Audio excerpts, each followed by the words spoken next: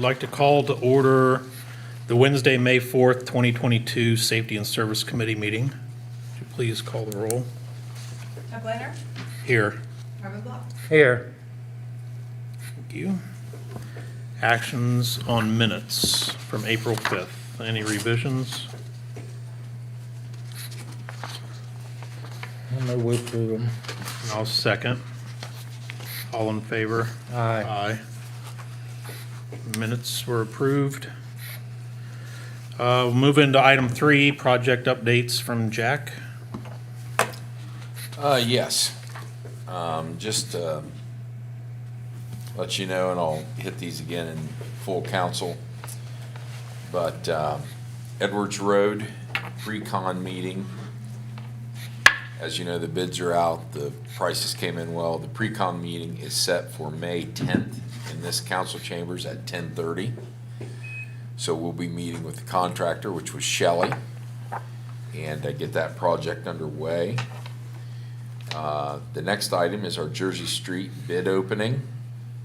It will happen May 27th. The first bid goes in the paper, I believe, this Friday for the contractors to look at. And again, we'll be opening that bid on May 27th. 27th. And again, that will be in the council chambers. And, I didn't write down. What time is that? Do you remember off the top of your head? I think it's 11 o'clock. Which one? I'm sorry. For the Jersey Street bid opening. Yes, 11 o'clock. 11 o'clock, yes, it was 11 o'clock. And then the sewer plant draft report from Phase 1. As you know, Phase 1 was to assess the plant, the system, what we needed to go in, and what type of equipment we wanted to use. I have a copy of that draft. I have not read it. I just got it. So I'll read through it, make sure I agree with it. Then Prime will send a final copy, which I will get distributed to all council members, and then have them come and deliver their synopsis on the draft for the council and where the costs will be. So that all being said, hello Chip. Hello. Water tower is painted. The Johnstown emblem is on it, and I am waiting for a date for that to be risen because I want to let all council and the community know the date it's going to be risen. Might be interesting to see that go up if it's a nice day to go watch. That is all I have for update on projects, unless someone has any questions. Pulte. Well, I was That's going to the hit next item. Pulte. It was the Yep. next item. It's a big enough item. It's all by itself. So I was going to answer that on the next, but I can slide right into it if Sure. there's no other questions. No other Any other questions? questions? Okay, well, the Pulte signal. I have a couple things on that. We have a report from Kimley Horn, who is Pulte's. They're wanting a memorandum stating what exactly they're going to do in this, which I asked our engineers to review. They have made revisions and marks they're going to send back over to Kimley Horn, which is Pulte's engineering firm, to agree on the type and set of work that's going to be done. Not in here, they strictly want to talk about a light. Obviously, we want to talk about light and intersection. But more importantly, the $800,000 bond was delivered to us and is in place. So we have that. So we have opened up the permits again because we are holding the bond to complete the job. Now, as a side note to this, I have the draft from our engineers, Prime, draft report on the possible access road that belongs to Altera and Brad Kitchen. So at this point, I am preparing, I've read through this, it looks right to me. to meet with Brad Kitchen or set up a meeting with Brad Kitchen to try to see what the value is, or what he values that lane to be, to see if we're even interested in purchase of it. It's approximately 1 acre in total. And, here again, the range on commercial property is wild and wide. But again, it's not a piece of property he's going to build a structure on. It's an access road that we would take over the maintenance and control of. So with that being said, when I set up that meeting, obviously I will be there. We'll talk about costs. I'll open that up if any other council members want to attend that meeting. That would be fine, but I can set up the initial meeting and have a discussion with him on that. But in no way will this slow down the process that Pulte is doing to get numbers for the intersection. Any questions? No, sir. No, and I think you handled that right, Jack, when you took the bull by the horns and took our suggestion and what we told you. I think you handled it right. Thank you. Okay, well, that's all I have Okay. on projects and Pulte. All right. Item 5, you have any other questions, Marlon? Nope. Item 5 is paving. I think that goes back to you too, That's Jack. back to me. And this is very important that we get I get some feedback where we want to go on this. Because in September, I know it seems like a little ways away, but it's not really that far. We have to have our Ohio Public Works projects in if we want to apply for any grants or funding through Ohio Public Works. So here's what I need in direction. We have been hitting a lot of roads and doing full depth replacement. And man, it's a really good job, but it's coming at a terribly high expense. And we're not getting much coverage. As we determined last year for this year, we thought we'd do a lot of crack seal and covering. Of course, prices were extremely high, so we had to trim that back a little. But I think we need to continue with that another year, not just the crack seal, but we need to get some blacktop down. We need to do a mill and fill. Now, is that base repair and service line repairs? No, it is not. Or service line replacement, excuse me. But our roads are in such bad shape, I think we need to pick out a section of roads, just mill and fill, get a new surface for these folks to drive on for the next 7 to 10, 11 years as we build up money to do more full depth replacement. Now, I want to throw this out there. The entire Casson College, now we're going to fix Jersey, Track Street area is a disaster. West Douglas, running in front of the school, is a disaster. I'm going to bring back some numbers later in the year for just some tar and pitch on like Liberty Street, kind of like we did Douglas over here. I'm not a fan of tar pitch in town, but where we don't have open storm sewers for that gravel to go into and it's more ditch laid. So I got 3 or 4 streets that I think we could tar and pitch, and they're light duty roads, so it would hold up and it's much less expensive. So I don't want to take that for our Ohio Public Works. I would actually like to see if we have any money at the end of the year and maybe cover some of those roads at the end of this year. Don't know if that can happen or not. We also need to extend down East Douglas to the dog parking area. That also could be tar and pitch. But what do you think of the areas of College, Track, all the rest of Casson, me getting some prices and putting that just together as a mill and fill for our Ohio Public Works projects? Or do you have a different thought? I agree with that, but I think we also should look at least West Douglas. Because that school's gonna open up in August, right? Now, West Douglas, if it opens this August, obviously we won't be doing the work till next year, because the Ohio Public Works will Right. go in September for a July job. Now, Right. I think it takes a little more than mill and fill. We need some curb and gutter work and storm drain work on that road. That does have bad base. These other ones over on Casson Street, I think we can mill and fill and they'll last. But if you go down Douglas to the low area, that base is bad. I don't care how much we patch it, we do with it, it comes out. I think that road's gonna take a little more work. Didn't we do a lot of work on the storm sewers over there a few years ago?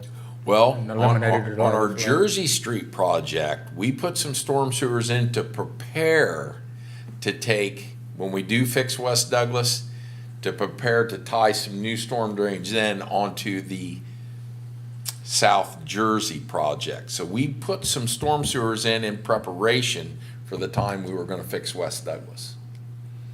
So we can do some connection. Until you get rid of that water over on Douglas, West Douglas, you're never gonna be able to hold a road in there.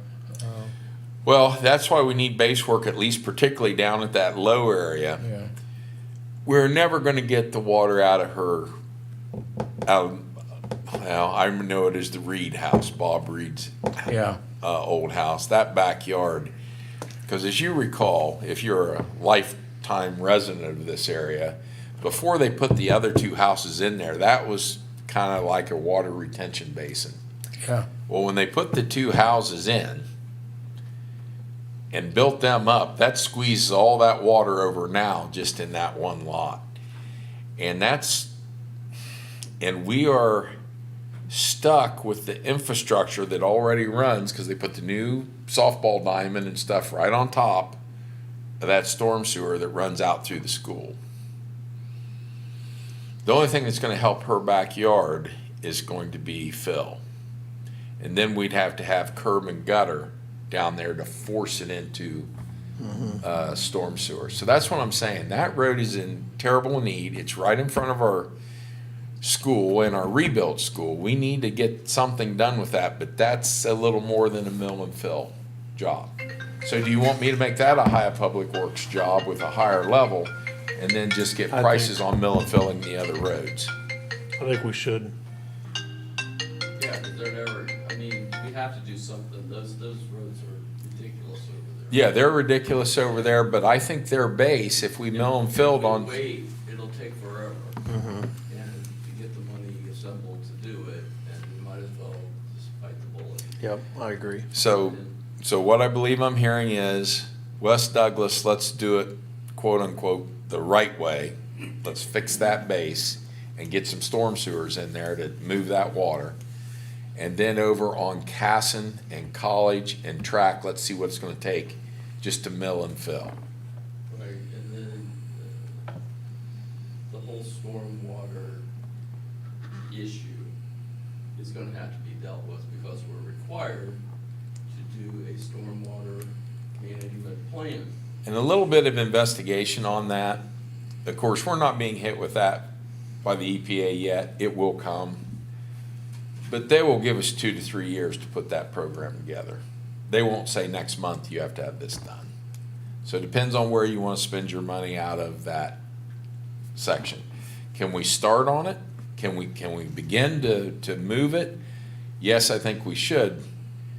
But also with that, we need to have a fee structure for impervious. Yeah, we've got to start putting a plan together. So I have no problem with doing that, but, And I'm not sure whether EPA is gonna give us 2 or 3 years. well, they haven't contacted us Well, then, yet. as a city, well, I've had a conversation with the head of, whatever her name is the head of the Licking County Soil and Water Conservation Yeah, Board. yeah.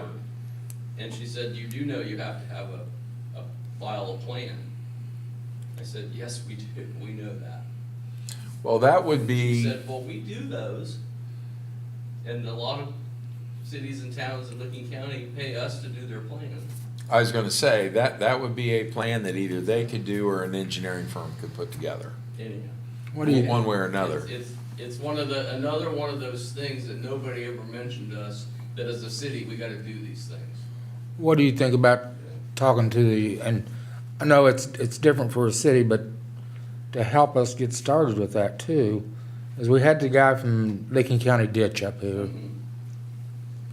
It's a whole different kettle of fish. Let me finish here.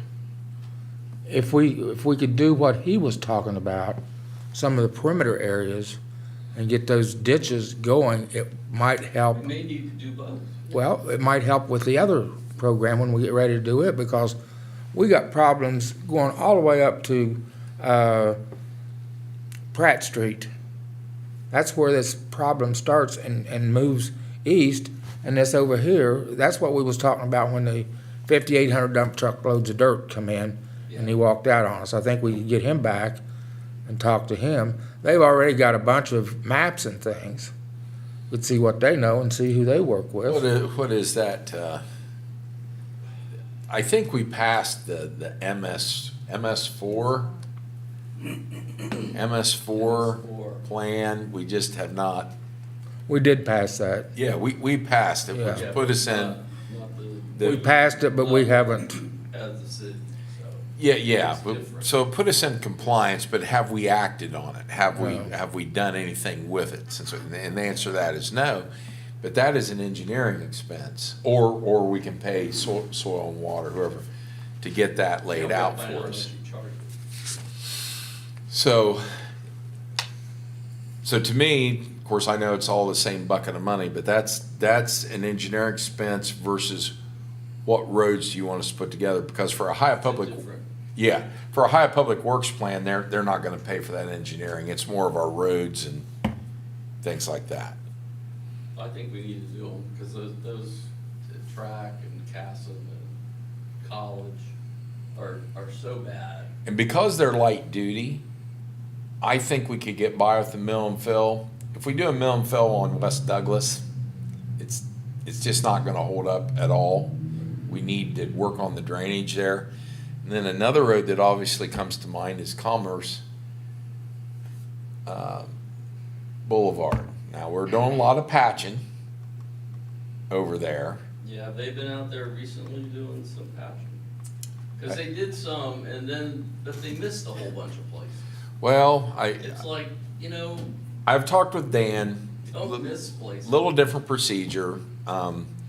Mike, I'm fixing the worst holes and then leaving here, and I'm fixing the worst holes over here and leaving here. No, We, finish. we have changed our procedure. Let's fix the big holes and the little holes. Let's do the whole street, The at whole least street, though. all of everything in its section. And I was just telling, Doug, a little easier to work with. Okay. We haven't been out there, but that's another road that needs resurfaced as well. But then again, the price of asphalt, Right, I know we can't do all of them. right. So I'll get together a scheme. So my biggest thing is, I think we should put the Ohio Public Works into West Douglas, because that needs storm sewer, that needs some curb work. And then also get some prices just on mill and fill, and get some blacktop down that they can run on for Quick as $7, they can do it. as quick as they can do it. And then I'm also gonna get, not for the Ohio Public Works, a little bit of tar and pitch areas, which are very light duty roads, like Liberty. They don't have storm sewers, it's more ditching.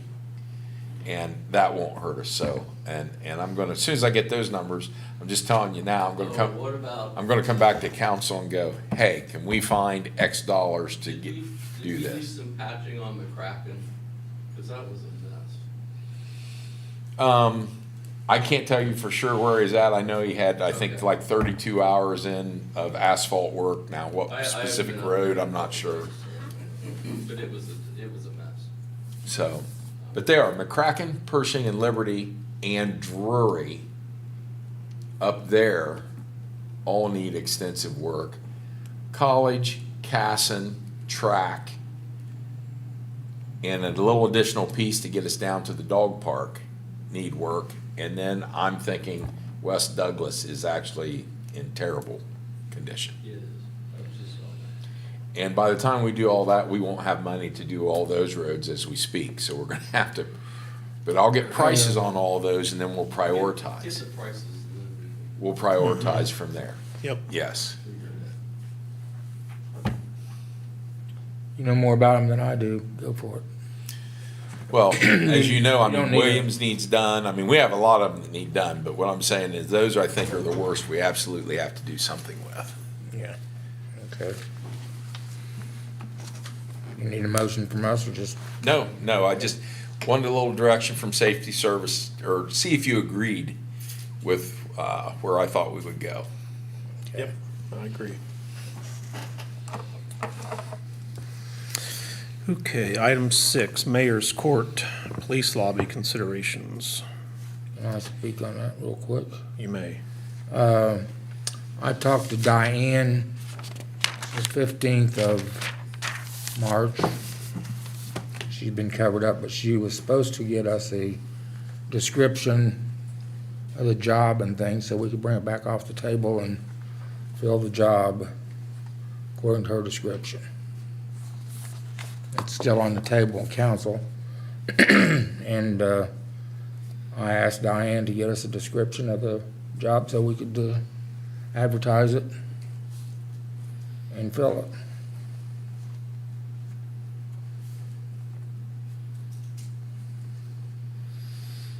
Now, Chief, currently Megan's still doing that work, correct? Yes, yeah, she's still signing that area. Okay.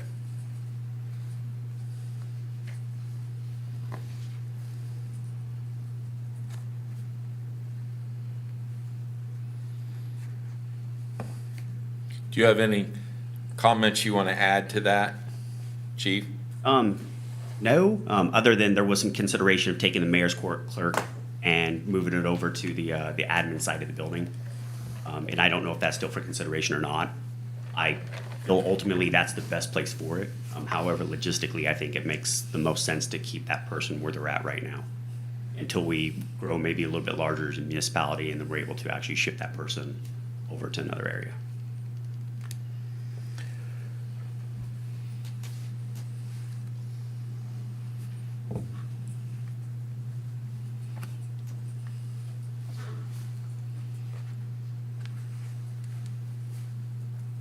You still with us? I am, I'm just writing. Oh, Any, anybody else have any? you got another section there, 6. Yeah, the police lobby consideration? Well, Any, I think that's what the chief meant, and I don't want to speak for by you. keeping her on By that keeping side? her over there, that- she also mans the lobby.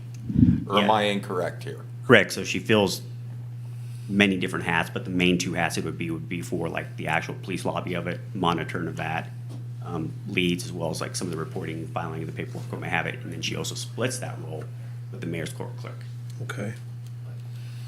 So has she has actually been hired as an officer though, correct? She has been given an offer of employment, but she is not.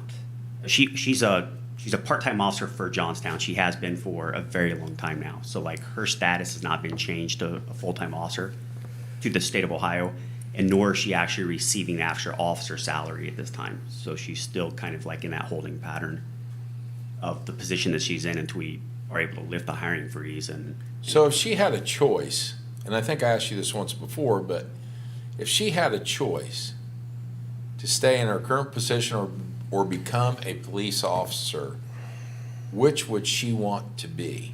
so I've had this discussion with her, and she says that she absolutely wants to continue on as a police officer, and that she's not interested in doing the role that she's currently doing any longer. And logistically, it does bring a lot of challenges for me because I need to select the right person to go over there, and then after that person is selected, it's going to take a significant amount of time to train that person because that role is very task intensive, which means that it's not like an assembly line where a widget moves down and you put a piece on the widget and it moves so on and so forth. I would say that this probably has well over 900 different tasks that are associated with that role, so it's going to take a significant amount of time in order for that person to get caught up. And then after that, she would have to go into the field training program where she'd become an officer where she'd be able to go on the road by herself. But at the same time, like I almost want to kind of keep her there so if the other person has questions, and she's there to help, because if that person comes to me with questions, I'll be honest with you, I'm gonna have to shrug my shoulder and say, I don't know. There's some things I will know, and there's a lot of things that I won't know. And that's how crucial that role is. So I think that's going to be a pretty big honeymoon period for that person, that new person. So that way they get fully acclimated with that role. But I want them to be successful. So if we fill that position, she moves on and she stays and trains whoever, and we fill that position, but she's mayor's court and then moves over to the admin side of the building, per se, the possible new employee, then how are you gonna handle the lobby? What is that position gonna turn into? So if the roles are actually split, meaning that there are two separate roles altogether, two full-time people or a part-time person. Well, no, what I'm saying is if we hire a new individual to do mayor's court, and then as you just said, at some point we're gonna move, or I think what council wanted to do was move that mayor's court individual over into the admin side and work with water, finance, and Teresa. If she's stationed over in the admin side, there'll be nobody on the lobby side. I guess that's what I'm trying to Correct. understand what the plan is, if that's what happens. Correct. That'll be it. And then there's also the factor where there's a significant amount of people that would come in to pay fines. So even if that mayor's court person is tucked in the back, you're still going to run through that traffic of where if somebody's physically come to the window saying that they need to pay fines, and then they'd have to be let in the building, go back and meet the clerk, pay the fines there, be let back out of the building. So to me, there's also some security risk there where you would have a lot more traffic coming through the admin building. Yeah, because as we're set up, we don't want anybody going farther than that lobby unless, of course, they're invited back to the meeting room. Correct. And the face-to-face individual in that lobby is, of course, Laura Kane with the water and sewer. Correct. And then those payments are going to have to be taken. Right now, we're set up to do that because we got the bullet-resistant glass, and they can just walk into the lobby and pay that fine right there. And if that person is doing their job, they're able to stop whatever tasks they're doing in order to meet that person at the window. So that gets back to, I think, logistically, it doesn't make sense to move them. Correct. Even though that has been, as I understood it, I'm not Jim Leonard, when you're talking to Jim, that she should be moved away from, she or he should be moved away from that side, but logistically, it doesn't make sense to move her away from that side. Correct. And then I even thought about if they entered the new area where the postage machine is. Like, is there a way that you could fashion a piece of glass or something where somebody could walk up and meet that person instead of them coming through the actual building? Because there's a lot of processing as far as payments of people who come in off the street to pay fines. And then how do you get past that logistically? Like right now, we deal with it and it's perfectly fine the way that it works. And then that would require another person. If It would, yeah, absolutely. if the new hire would move over to the admin side, then that requires another person over on the lobby side. Correct. Could we post certain hours? We could go down to like 4 hours. Or 4 days. You know what I mean? And maybe Monday, Wednesday, Friday be like 8 to noon, and Tuesday and Thursday be noon to 4 to collect payments. Yeah, and then I just trying to figure it out so they're not bouncing back and forth. You know what I mean? Somehow we got to be able to figure that out. we could, but then again, it's getting people to actually adhere to that. So I think what's going to happen is you're going to have a lot of people that just come here, not reading the website or the rules or any of that stuff, and just say, I'm ready to pay my fine, and you're going to say, well, you can't do that today. You got to come back tomorrow. Is it something that we could have at mayor's court, like a paper that they would get with at the time of the ruling and say, No, because they're paying their citation prior to the mayor's court date. oh, they are? Yeah, Okay. because they don't want to get a warrant. So they got two options. They can pay for the citation or they can attend court. And the ability of a drop box, like we do water payments, there's a drop box that slides through the wall and sits, that's not viable. Drop your payment here. It could be, but then we also have it where they could pay online. And then some people just don't want to use that. They'd rather have the face-to-face interaction to have that assurance that for sure my fine's going to get taken care of with the receipt in hand. I have a comment just real quick. A lot of the calls that we field for mayor's court, Because a lot of people confuse me, the council clerk, with the mayor's court clerk, so I get a lot of the calls. And when they call, I direct them, I say, you can pay it online, but what they don't have, you need either the ticket number or the citation number. They don't have that, and I don't know why. So they receive a copy of it, and when they receive Yeah. that copy, they're probably discarding it somewhere. Yeah. So then they need to talk to the clerk to get their information before they can pay it. So, I don't have my water bill, Laura, look at that. exactly. Exactly. Okay, same thing. So we're gonna hire somebody full-time to pay benefits to, Oh, I did not say that. I am laying out No, we gotta figure it out. for council that if we move the mayor's court person into the admin, we gotta figure out how these folks are gonna be able to pay their bills, not bills, but their citations. And then if it does require, as you just said there, Marvin, an additional employee, then that goes against the expense of having mayor's court. You know, that'd be a whole nother expense that would go strictly against mayor's court versus leaving the situation as it is today.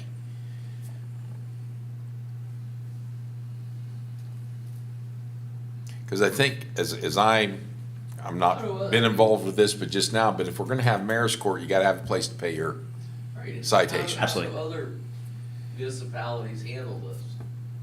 It can't be, I mean, not everybody is gonna have one person collecting all the fines. And, you know, I wouldn't think that they dedicate a person to man-hours to that. That it's just in the normal course of business, you got your citation and your fine, and you have to go pay it. So I guess where I was going, if they came in the front door, They just hand it to Laura and be done with it. well, you know, Or, and then Laura passes it back. but it shouldn't be, the part I don't understand is why is there they have to figure it out portion to this. Like this is what you were fined, we offer, you know, Visa, MasterCard, whatever, or cash, I guess, and that's it. Pay it and you're out of here, and you get a receipt. And I think the whole thing about the logistics is just where do you do that? Now, are we gonna have that happen at the front door in where Laura sits? That's what gets to be determined, I guess. People card reader in the car. Done right there. Or like a drop box? why couldn't you use a drop box? Park National Bank has a drop box, Heartland has a drop box, They all have. everybody We has have a a drop drop box. For water and sewer bills. There's millions of dollars a year goes through those drop boxes. So, you know, I guess we gotta figure out why are these people not knowing the amount that the judge has said you owe. Yeah, because there's a little bit of responsibility on their part as Yeah, well. I mean, you know, I haven't had a ticket in a long time, but when I did have one, I knew what I owed. and I know you And I gotta. paid it. You can either pay it or go to mayor's, you got options. And if you know, I would just wanna know how, you know, pick a town. How does somebody else handle this? And try to, you know, Well, so I've kind of looked at other areas. So if I looked at our neighbors. So I looked at Granville, which is basically similar to us, and then I also looked at Sunbury, that's similar to us. okay. They both have full-time clerks. So that's their only role. And then you can actually walk in off the street and have face-to-face contact with And that clerk. that's all that clerk does is They don't collect any other money, they don't do any other thing. Nope, from what I understand, they're standalone, and some of them even have like part-time probation officers that work for them, because they'll actually start dealing with probation within mayor's court, which we don't delve in that at all, though. you know, we send them. Right. And then some other food for thought too is that there's a lot of people that will come in, they're physical walk-ins, and I think that's what we're dealing with. We're not dealing with people that are coming in after hours. We're dealing with physical walk-ins, so that face-to-face interaction during business hours. And sometimes they'll walk in and they'll hand a credit card. We don't process any credit cards here. So that clerk at that point takes the credit card, gets into the system, types up all that information, puts their credit card number in, processes the payment for them, then prints that out and then gives them the receipt with their credit card back. Which I've always said is, not the best system. So like, I've always kind of looked at it like, Why isn't it just swipe the card and? I agree, Mayor. You type all this stuff in to something. Same thing we do with water. Yeah. yeah.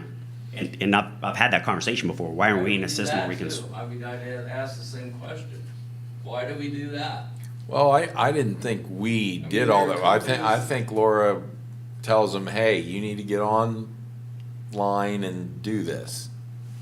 No, if they come in to pay their bill, and they're paying with a credit card, we take their card and. Type it all in. But our Same process. thing they can do our themselves, processing but- is more than just swiping their card. Yes. Mhm. Why aren't we paying somebody who, we have a company right here in town, that's their whole business is processing transactions. Why aren't we contracting with them to do that for us? Great question. And if it's $5 a transaction, then we have, somebody's time is not taken up processing and typing in credit cards. Some of these places, if you pay your property taxes or anything like that with a credit card, they charge you for processing Oh, fee. yeah, there's a processing fee. And other places Oh, yeah. do the same thing, especially governments. There is currently we use official payments, and they can pay citations on there, they can pay water bills, I think they can. And we're already paying this company, whoever it is, official payments, a fee for that. So They Yeah, they're- charge $1.15 for debit and like $4.50 to run it as a credit. And we're charging our customers that? It gets charged directly to the customer, I believe. I don't know what we pay official payments, we'd have to check with the finance director. She set that up, but I'm sure that she could check into maybe somebody local. It'd be great to swipe. I don't like taking people's credit cards back to my office, personally. Right, it's almost like there should be a reader there, and you put in your own thing, and you control it the whole way, and you take your card back, and, you pay. You get a Something to receipt, check it prints out a receipt for you. Well, why don't we look into that, or at least talk to Dana to look Yeah. into that, and let's see if we can move into that next easier way of doing things. Yeah, it's like. I can talk to her about it tomorrow. Is that an option, that official, what's it called, official payment? Official payment. Is that an option I don't know. for them to have a reader? No. No? I think for- No. We would have to go to whatever company might be, like Square, whatever, like those readers that we'd have here. Or maybe even just call some other municipalities and say, how are you processing credit card payments? Yeah. And just how much are you charging for these transactions? Well, we always pass I knew that, whatever our cost is, we pass that on. If you're gonna come in and do it here, you're gonna get assessed a fee for doing that.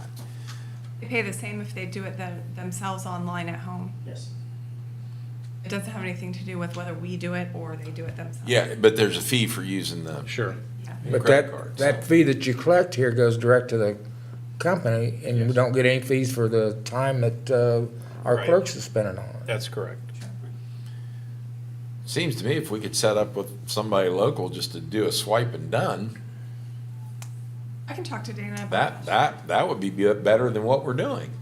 And then, believe it or not, there's a lot of people that won't pay the $1.50 and $4. They'll want to pay for it in person. Well, again, Aren't they charging us if they come in and pay it in person here? No.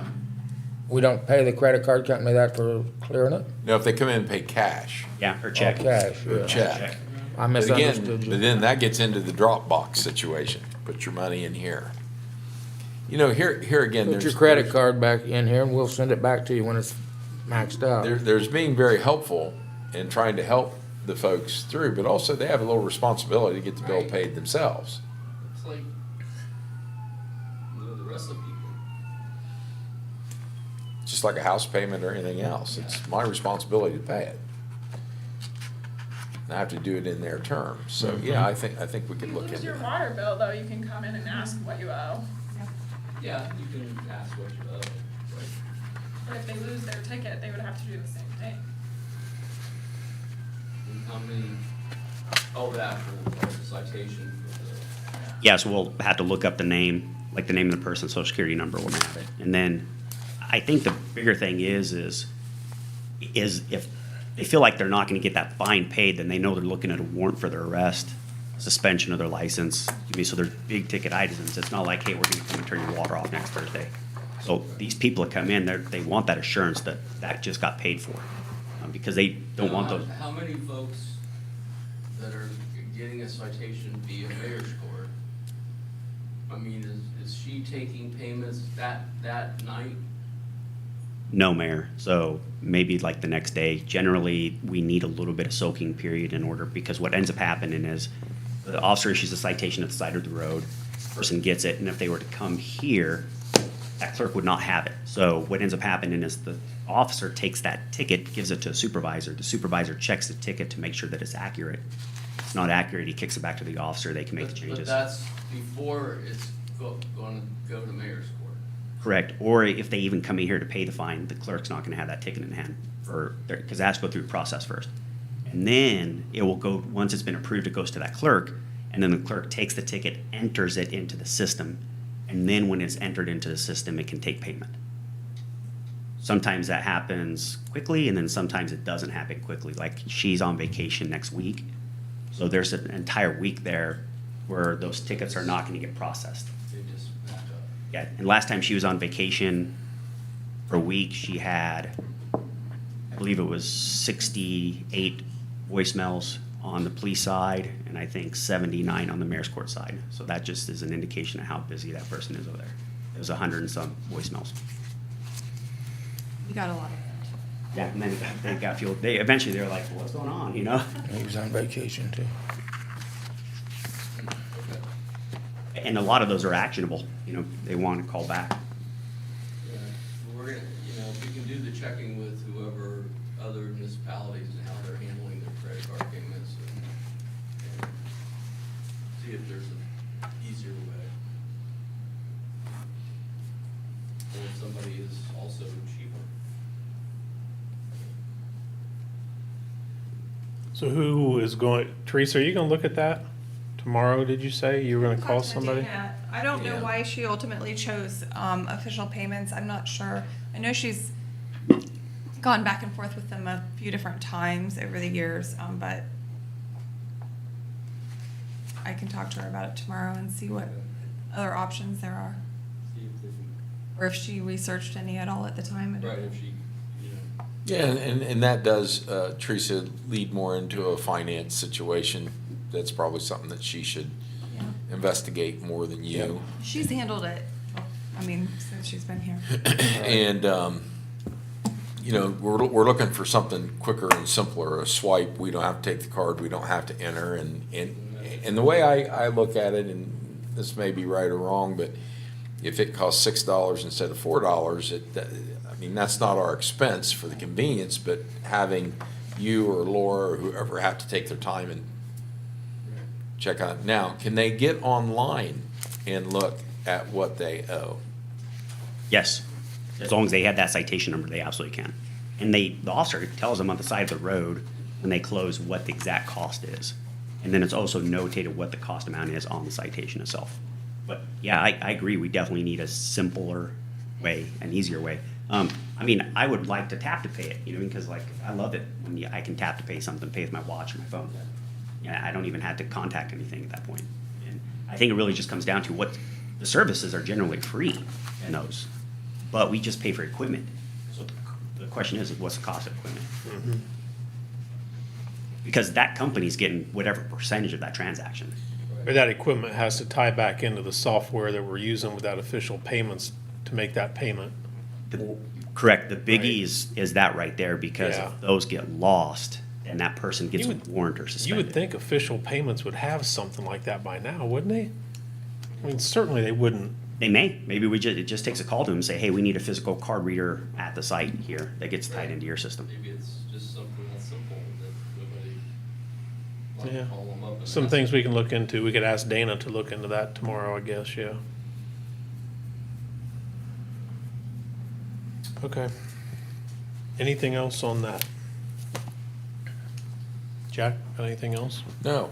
Marvin? No, I think we're moving Yeah. forward on that, and I still think, I'm hearing the chief say that, and correct me if I'm wrong, that he still would like to have somebody physically over in his lobby to answer walk-ins. So is it so if we physically have to have somebody over there in that lobby, is it the smart thing to move Mayor's Court over to the admin if we're gonna have to hire another person? At this time, I would say no. I'd say we just hold off and leave it as it is for the time being, and then see where we are down the road. So with that stated, we're also on a hiring freeze, so I'd like to get some direction from council on if I'm able to start searching for that person. No, not yet. Thanks, Mayor. Okay, Okay. Item 7, area planning. let me jump in there real quick. Yep. This maybe was not the best fit for safety and service, but I know Marvin had some conversations with Bill Ebbing that I wanted him to share with this group, because we also, in council meeting, we have a engineering group, Wolpert, who's giving a presentation tonight. And I believe that what Marvin is talking about with discussing with the New Albany Company and what Wolpert is coming in to discuss tonight is actually the same thing. We're talking about area planning, and we need to get a new area plan. I support a new area plan, which has to go from Beach Road to Green Chapel to Mink and everything coming this way, including township area, not just Johnstown area, township area, because in the end, they're gonna have to have water and sewer, and they're either gonna be in this town or they're gonna be a satellite. So I wholeheartedly support getting a group in here, and Bailey, jump in if I'm going astray, but we need area planning and what's going to sit, what type of industry, what type of commercial work, and not only do we need it, we need it. Yes, sir. Okay, I was gonna say quickly, but yesterday is probably a better answer. Now, that doesn't mean we do it haphazardly. That doesn't mean we throw a mess together. We have to have professionals do this. And then I think we have to talk with the township too. And then we have to open it up, well, when we're a little farther down the road to get citizen input. Because we are getting Piece of this. a lot of pressure when developers call us, well, what quadrant are you looking for housing? Because we're looking at well, where do you want your commercial at? And those guys aren't slowing down. No, and if we aren't ready to act or getting prepared to act quickly, they're gonna start buying plots of ground and they're gonna move around us. And they're gonna call a Southwest Licking, or they're gonna call somebody and say, hey, I got a chunk of ground over here. Delco, if you're up on this end, Southwest on that end. If we're not ready to move, we're gonna get surrounded. Now that's my very strict and heartfelt feeling. So I think both what Marvin has to say is pertinent and needed to be said tonight. And I think we need to listen to Wolpert. It's the same thing, but I'm gonna punch this hard, our area planning, working with our planner, Bailey, with our council, and the township has to have some thought in this as well. I think it's very important that we get that together. Now, I've yacked enough. Marvin, would you tell us a little bit about your meeting? Yeah, it was with Bill when I went over for the council meeting. I sat down, talked to Bill, and I went with the predetermined attitude that I wanted to know about New Albany's long-range plan to see if they had done anything in the Johnstown area. And I come out and ask him after some dashing around talking about niceties and things like that. And I just flat out asked him, I said, Bill, we're in need of a long-range plan. What does your plan here in New Albany, what does it cover? Does it cover part of Johnstown out in that area? He said, It did at one time, but he said it's all out of whack now for New Albany. He said what we're doing now is still in their plan. This is a copy of their long-range plan for New Albany. Anyway, I said we need some help with it. And he said, you're the first one that's come to me. He said, I thought about mentioning it, but he said I didn't want to seem too forceful and telling you guys what to do. He said, here's what I will offer you. He said, if you go back and get your school board, your township trustees, and your council to all agree to a long-range plan, he said, provided you hire your own consultant to look after it, I will pay for your long-range plan for the Johnstown area, meaning school district, township, all of it out here, which could mean $150,000 to $200,000 that he would pay for. So let me clarify, it's just, they will lay the plan out for our consultant to review and say yay, nay, we like, don't We like. will be, this committee that he talked about will be involved with it. One, two from the school board, two from the township, and some from council. We will be involved in that planning. And then it will come back to the village. Everybody will have their say in it, whether they're gonna accept it or not. It won't be just New Albany's plan to come out here and do it. Their planners will work with us on it to get what we want, but he would like to see, of course, a plan not like New Albany, because I told him, I said, we don't want another New Albany. And he said, nor do I. He said, you've already established, you're getting established out there what look you want with the buildings that you're building. And he said, no way do we want, I said, I don't want you to come out there. And I said, my idea is not brick houses all over the place. And, of course, I went through the ratification there that, you know, I didn't want to be getting in the wrong house and getting in the wrong bed if I was drunk. But he was very adamant about getting the school district to work with us, the township and the village, all of us working together. And where we would hire our own consultant would be to look after our best interest. So it couldn't be said that New Albany took advantage of us. They would not do the plan, but they would go over the plan with us to see that the plan was right for us.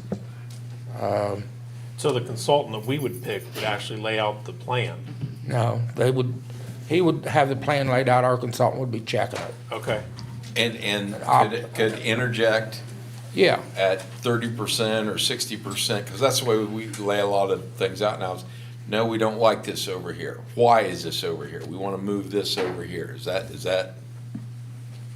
yeah, I wouldn't expect us to have to pay our consultant to go to every meeting, like the rest of us would go. But, we didn't go into all the details, Jack, except he just wanted somebody on our payroll looking out for us.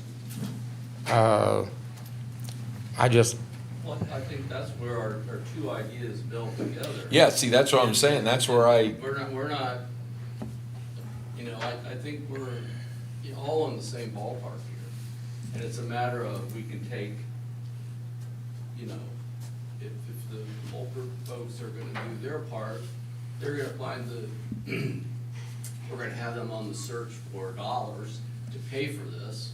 And then also to be Johnstown's eyes and ears for the plan.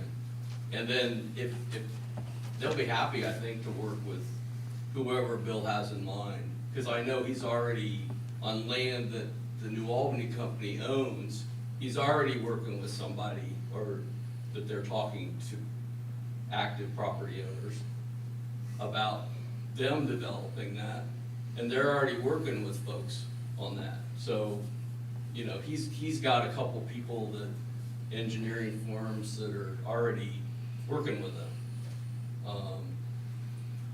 But I don't think we have two ideas going here. no. I think you have one idea. It's just how you. Put it together. Mm-hmm. And, yeah, there's a role for the school board, there's a role for the township trustees. But, you know, at the end of the day, it's gonna have to be mainly us, and they're not gonna contribute, because they'll tell you how broke they are, and, Well, the cost of getting the water and sewer to these areas after the area has been planned is a big part of that. And again, we have to act soon, but we want to make sure we're doing a good plan. But we need to start moving our water lines out. yes. There is so much talk and of Delco swooping in this direction, Southwest Licking's pushing on this end, and everybody's moving in speculation. Well, speculation today isn't like it was 10 years ago. And then we've got This is Mark Frazier holding a meeting with all of us next week to talk about water and sewer suddenly. Okay, I was, in my manager's report, I was gonna talk, cause There's the county getting their oar in the pond. So we Yeah. got all of these various folks, and you know, at the end of the day, they're all gonna be after our water, because they don't have it, and we do. well, the problem is that I see Southwest Licking, who somehow always seems to get support from the Yeah, isn't that- commissioners. Isn't that funny how that works? pushing into an area that we have felt for many years should be our area. And I'm glad you brought that up. I was going to bring it up in the manager's report, which I will again. But you know, Mark Frazier, we have this meeting May 17th. Now we're limited to just 3 Well, I representatives. think we can do it via, I'm not planning to go, I'm planning to participate via Zoom. I thought maybe we ought to be sitting looking at them. Oh, I'm gonna Zoom it. I went last time because I'm done with going to meetings and listening to Jersey Township. So- Well, maybe they need to listen, huh? I'll go if we want people. Well, I would, with council approval, of course, I think we need to be sitting at the table. Well, I mean, it's gonna be Zoom. I'm gonna speak up if, you know. Okay, and no, I'm not, gonna I'm, not speak up because I'm on if Zoom. there's no opposition, I think I would like But they, to be in the they room. offer that as an option, so.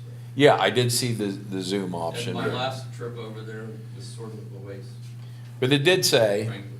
I it, won't tell the it did say that I think we can Tried. bring up to 3 people, and if you're gonna be representing on Zoom, I would certainly think that we need to Did be he take 3 to the meeting? in the room, Yeah, and he won't care. that's, He does, we'll yell so again, open to anybody would like to go with me, I'll drive, but I think it's important to be there and be on the Zoom. I think we need to be represented because Yeah. there's too many rumors moving too hard about Yeah, Southwest they're all- Licking they're moving all into this trying- section. Carve us up, quite frankly. So, And, you know, get everybody to talk about how we wanna cooperate, and we wanna do this and we do that. And, all the time they're thinking how they could spread you out on the table and pick over your bones. We're not gonna let that happen. I agree.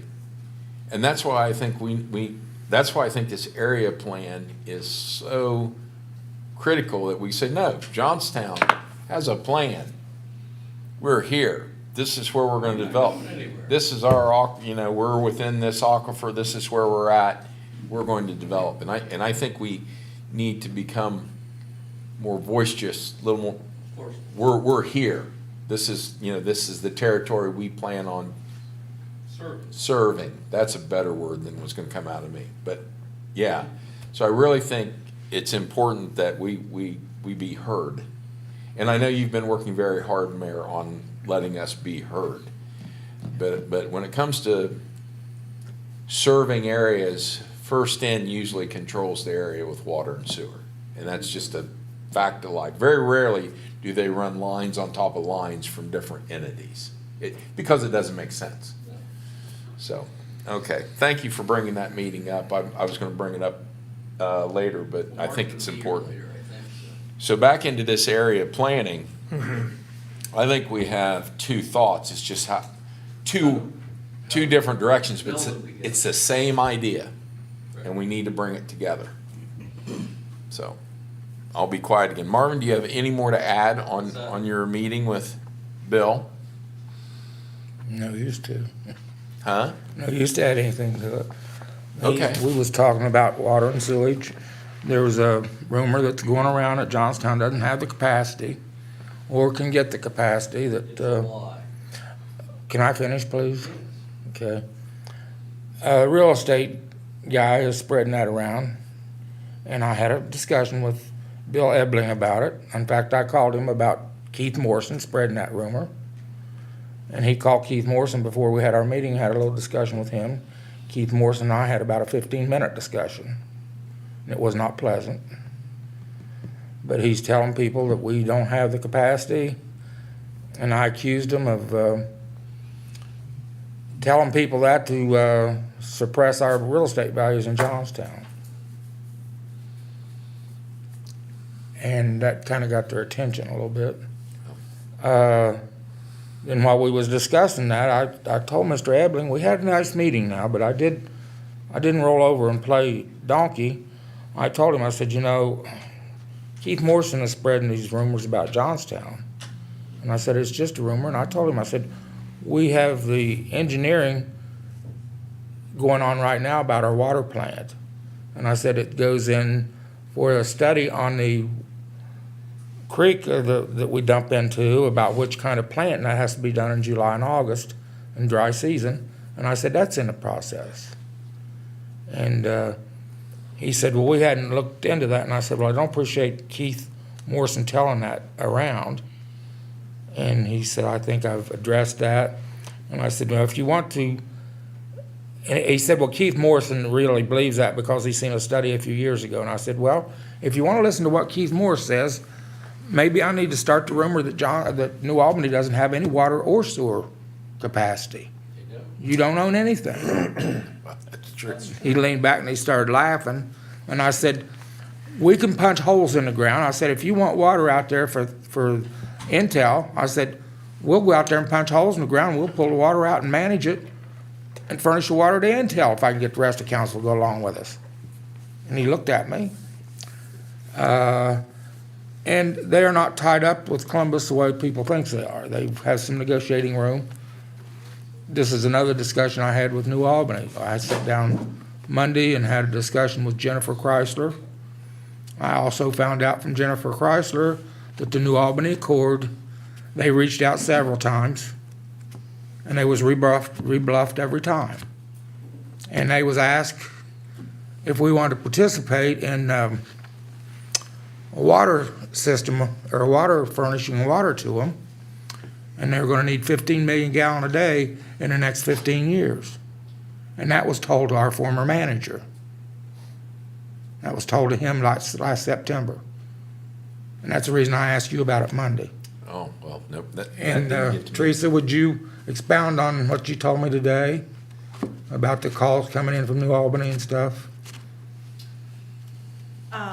About the Western Licking County Accord? Yes. I know that there was several messages over time that they had left for Jim Leonard. Whether they got returned or not, I don't know. They never got returned. They reached out to us and we didn't reach out to them Well, back. that upsets me immensely, mainly because I had some conversations this morning about New Albany pointing to the Accord as something they've done with us, and I was like, I didn't publicly say anything, but I just sort of gritted my teeth and went, well, that's not really true. And now I find out that there were calls made, and if there wasn't a meeting held, it's because we didn't come back to them? I mean, that's really horrible. Chip, I found nothing but hospitality, warm greetings Oh, yeah. from Jennifer Chrysler, and she had called me several times, and she said that she called me when I was in the hospital. She called you and to make the announcement. Yeah. And she'd called me at the same time because I've had conversations with her before. And but the other things that she told me about what was going on over there and her experience with the New Albany company. Of course, they work hand in hand. She said, Marvin, I'll just tell you, she said, 15, 16 years ago, New Albany was in the same position Johnstown's in today. The exact same They were position. smaller. So that's where we stood back then, or where they stood. And she said, we'll do anything we can to help you. And she gave me a copy of their planning book, and she said, I also got copies of, their, paperwork for zoning applications and stuff like that, just to look over and see how they handle theirs. But there's a wealth of information there that we can tap into for free. Oh, absolutely. And it's not that, it's like I told them, I'm not over there trying to pick their pockets, but they're our neighbors. And we can be adversarial with them and let them go around us and swallow us, or we can work with them and use them for our benefit and their benefit. I completely agree. Is Bill Ebling in business to make money? Yes. He's a for-profit business. I've just met the man one time and talked to him, but I'm usually a decent judge of character, and I think the man's character, 100%. Yeah, good God. And he said if we did go into this with him when they had the meetings, I said, well, probably won't see you much, and he said, I will probably be at every meeting. He said it's important to me as well as it is Johnstown to see that it's done right. And in our strategic plan here, what you mentioned about the water and stuff like that, stormwater and stuff, that was a part of this long-range strategic plan that New Albany done. And I think a lot of that will be covered in ours as well. We have to. So, Well, here again, Marvin, if you'd hold that up, I mean, we don't have a document No, that's put together like that, but that's where we need to go. right. And we need to Ben get Lee. there. Ben Lee would love this. It's got pictures and graphs in it. But Marvin, within that, does it talk about impact fees and? I talked to Does it get Jennifer. into that? Talked to Jennifer about that. One of the things that she did say is that we have to get with the school and get Township. get everything straightened out with them on the tax business, or we're gonna lose a lot of business. They expect several hundred more suppliers coming into this area. And she said, we can show you how you make everything whole. And Bill, when I talked to Bill, I'm getting conversations mixed up, but when I talked to Bill, he said, I want you to see that everything that you do there supports itself 100%. And then when we talked to Jennifer, she said that New Albany, the way it works, the schools get made whole. And with the taxes and stuff that we can put on the real estate or the business that's coming in, she said usually we're made pretty whole. And she said that fund goes in and they put 9 mills on them for, assess them 9 mills for a fund, and that fund keeps generating itself. And she said they're to the point today where that 9 mills that's generated by the businesses is bringing in an extra $2 million a year to New Albany, over and above what it's costing. Federal tax. Yeah. So they've got plans in place, and I think Johnstown missed a wonderful opportunity not to look at all those and work with them and put some of those in place instead of floundering around. We're already behind the 8 ball. But another thing we got to consider, the people are frustrated as well as we are. We just found out about this Christmas. And New Albany, yeah, they knew about it beforehand, but they was 42 on the list. They never thought they would get it, and boom, they got it. So everybody that's involved in this, it's like Chip said, they're out picking our bones, and the county's going to be doing that to us, as long as we don't control our own destiny. So, anybody got any questions of me of what we? No, but I think what we're talking about is not mutually exclusive. I think we're all on the same page.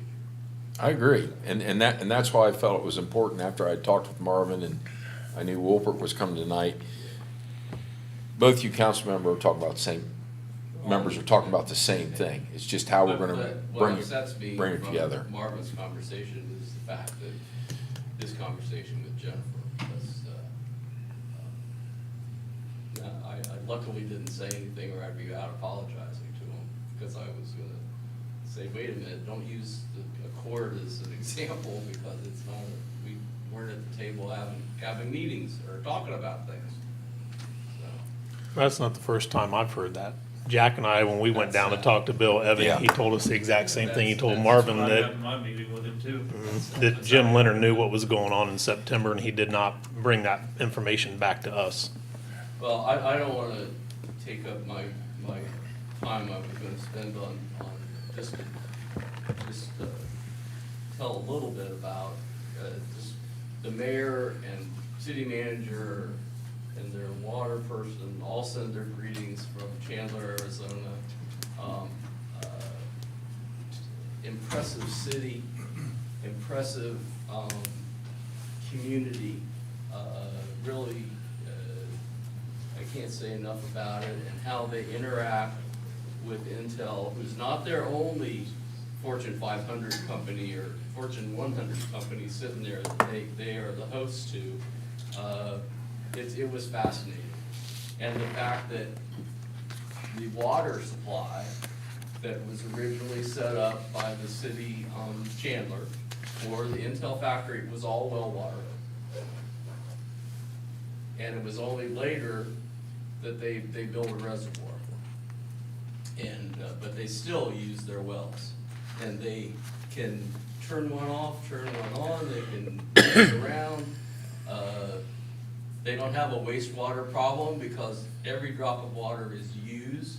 And what is at the very end of the process, after it's all been cleaned up and whatever, that's what they water grass with, just to get rid of it. Mm-hmm. It was fascinating. I wasn't prepared for the fact that this company, Intel, how big these fabs are. And there are, I think at the site we were at, there were 8 or 10, I can't remember exactly. But they're huge. And, you know, and they were very upfront that we're starting with 2 and we may expand, but we're doing 2.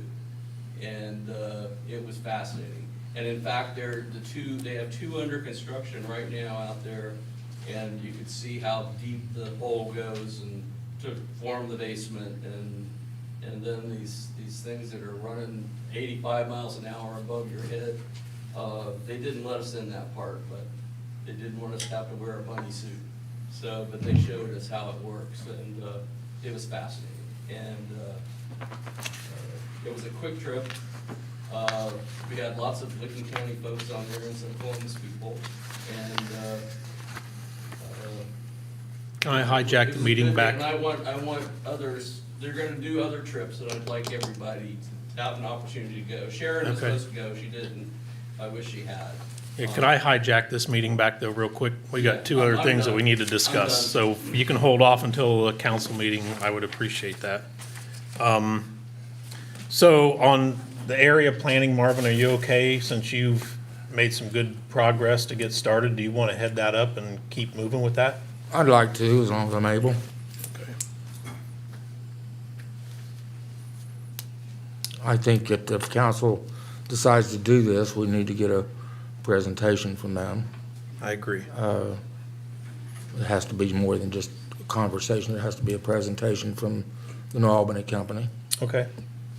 before we make any decisions. I I mean, agree. we can agree to it tonight. And the reason I went ahead and went to the school board, I wanted to get it done as soon as possible. School board had a meeting last Monday night, township trustees had a meeting last night, or Monday night, and our meeting was tonight, so, and Okay. okay. Yeah, perfect. Thank you. The AEP franchise renewal. Jack, is this falling with you? Yeah, where we're at on this is, geez, Teresa, how many years? 25 years. Every 25 years, we sign this franchise agreement. Our concern is, in looking at it, and I believe Yaz needs to look it over, does this create a conflict with our right-of-way? I felt like the wording But- did. And I did too. I sent it to the law director. He's gonna review it, so there's not a whole lot to chat about tonight. I just wanted you to know that it expires in July. The city signed it in 1997, and it's coming to an end, and they have reached out to ask us to renew it.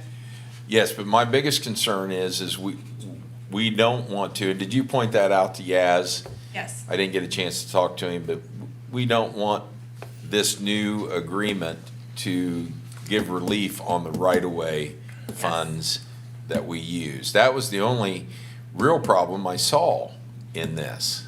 And I don't know what I mean, I don't know exactly all the details of a franchise agreement, but I know that a lot of other utilities that we have franchise agreements pay us. So, and AEP does not.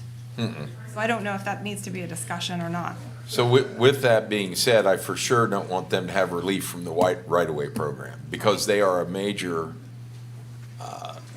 factor in the payments on the right-of-way permits. So, okay, thank you, Okay. Teresa. But then, so we sent it to Yaz as a wrap-up for him to review, noting those couple items that I think they may be trying to get relief from that we don't want Yeah, to have happen. yep, okay. And then, other business, I do have something I want to address. I talked to Bailey and I've talked to Jack about this over in Leafy Dell. Just so happened, the trees that are in between the curb and the sidewalk, the silver maples that were planted by the developer, correct, Bailey? Believe so. Yes. Yeah, They are tree lawn. pushing up the sidewalks in several areas. Had one of my neighbors actually trip and fall. Shared a couple pictures with some people. Took a pretty bad hit to the head, and side of her face was pretty well black and blue. So I think we need to look into the types of trees. I believe we need to get rid of the silver maples.